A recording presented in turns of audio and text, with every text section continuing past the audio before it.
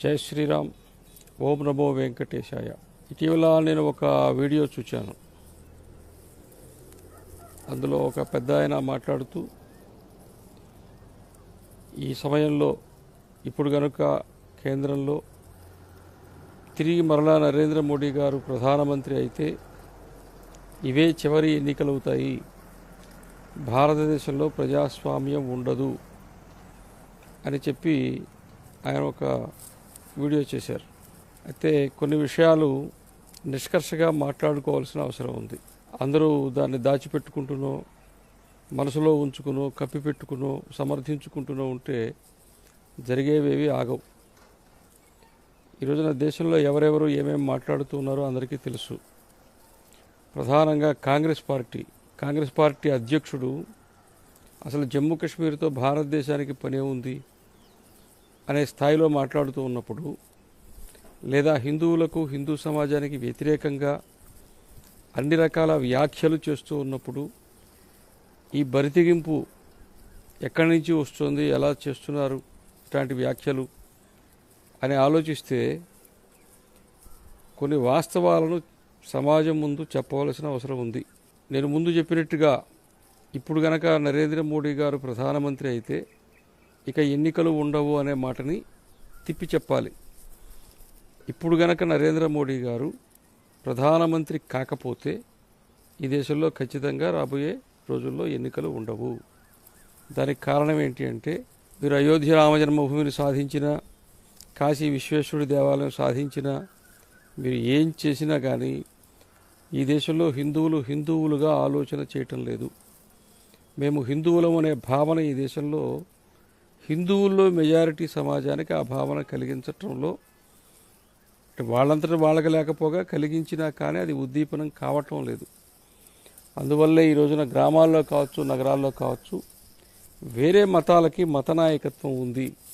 క్రైస్తవులకు వాళ్ళ మతానికి సంబంధించిన నాయకత్వం ఉంది. ముస్లిం సామాజిక వర్గానికి వాళ్ళ మతానికి సంబంధించిన నాయకత్వం ఉంది. హిందువులకు మతపరమైన నాయకత్వం లేదు.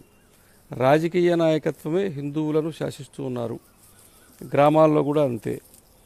కాబట్టి ఈ విధంగా హిందూ సమాజానికి స్వయంగా తన గురించి తనకు తెలియకపోవడం, హిందూ సమాజానికి ధార్మిక మత నాయకత్వం లేకపోవడం, ఈ రెండింటి కారణంగా ఈ రోజున హిందూ సమాజం నష్టపోతూ ఉన్నది.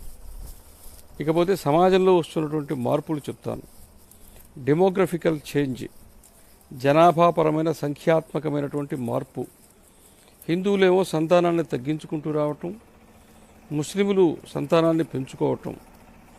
కాబట్టి సమాజానికి అవసరమైన పనులన్నింటిలోకి ముస్లిములు రావటం, అన్ని వృత్తుల్లోకి అన్ని వ్యాపారాల్లోకి వాళ్ళు ప్రవేశించటం. హిందువులు క్రమేపీ వృత్తులు వ్యాపారాలు వదిలిపెట్టి సుఖంగా ఉండేటువంటి జీవనానికి అలవాటు పడిపోయి గ్రామాలను వదిలిపెట్టి నగరాలను వదిలిపెట్టి దేశ విదేశాలకు పోతూ ఉన్నారు. ఇక్కడ ఉన్నా కానీ వాళ్ళ జీవితం వాళ్ళది తప్ప వాళ్ళకి ధర్మమో సమాజమో అవసరమైన అంశం కాదు. ఈ రోజున భాగ్యనగర్ హైదరాబాద్ దగ్గర నుంచి తీసుకుంటే తెలంగాణలో ఉండేటువంటి ఏ చిన్న నగరాలైనా, లేదా మిగతా దగ్గరలో మీరు రాయచోటి తీసుకున్నా, కడప తీసుకున్నా, కర్నూలు తీసుకున్నా, పీలేరు తీసుకున్నా, మదనపల్లి తీసుకున్నా, మీరు జాగ్రత్తగా గమనించండి. ఎక్కడెక్కడైతే హిందువులు ఇళ్ళు అమ్ముకుంటున్నారో వాటిని ముస్లిములే కొంటున్నారు. ముస్లిములు గ్రామాల్లో నివసించడానికి ఇష్టపడుతున్నారు. వాటిని వదిలిపెట్టి హిందువులు వెళ్ళిపోతున్నారు. ఈరోజు వ్యవసాయాన్ని కూడా ముస్లిములే కొంటున్నారు.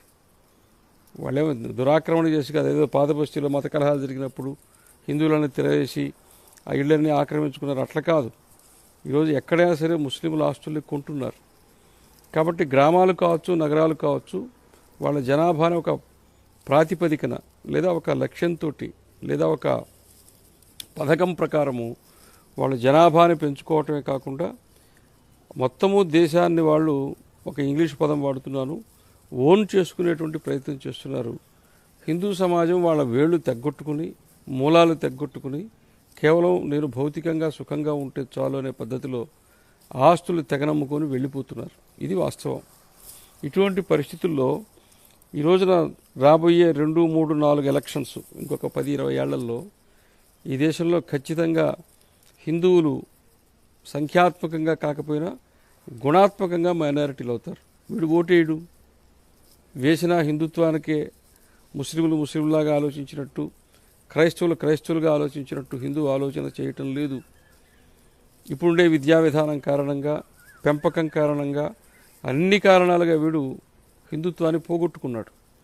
అందువల్లనే ఈరోజు హిందువులు లూజర్స్, పోగొట్టుకునేటువంటి స్థితిలో ఉన్నారు. ఈరోజున మన ఆంధ్రప్రదేశ్లో రాష్ట్ర ముఖ్యమంత్రి ఆయన జగన్మోహన్ రెడ్డి గారు క్రైస్తవులు. ఆయన క్రైస్తవులు కాబట్టి హిందువుల ఓట్లు కూడా పొందటానికి ఆయన పడే పాటలు ఆయన పడుతున్నారు. కానీ వాళ్ళ శాసనసభ్యులు ఏం చెప్తున్నారు? ఈ రాష్ట్రానికి ఒక ముఖ్యమంత్రి క్రైస్తవుడే అయి ఉండాలి, అది జగన్మోహన్ రెడ్డి గారే అయి ఉండాలి, కాబట్టి మీరందరూ కూడా మాకే ఓట్లు వేయాలి. అంటే ఎవరు క్రైస్తవుడేంటి, హిందువేంటి, ముస్లిం ఏంటి? ఒక విధానం ప్రకారంగా ఎవరైనా రాజకీయాలు వాళ్ళ జయాపజయాలని ఎదుర్కొంటున్నారు. కాబట్టి ఇతర మతాల దగ్గరకు వచ్చేటట్టుకి ఆ రకమైన స్పృహ వాళ్ళకు ఉంది కాబట్టి అది వాళ్ళు సొంతం చేసుకుంటున్నారు. హిందువుల్లో ఆ భావన లేదు కాబట్టి యథేచ్ఛగా అందరినీ నమ్మి వాళ్ళని వాళ్ళు కోల్పోతూ ఉన్నారు. కాబట్టి ఈ రోజున ఈ మాట అంతా ఎందుకు చెప్తున్నారంటే, హిందువులు ఓట్లకు పోవట్లేదు, ఎండ కాబట్టి పోవట్లేదు, గెలిచిపోతారు కాబట్టి పోవట్లేదు, అలవాట్లేదు కాబట్టి పోవట్లేదు. ఇట్లా రకరకాల కారణాల చేత ఈ రోజున ఓట్లు వేసేటువంటి శాతం బాగా గణనీయంగా తగ్గిపోతూ ఉన్నది.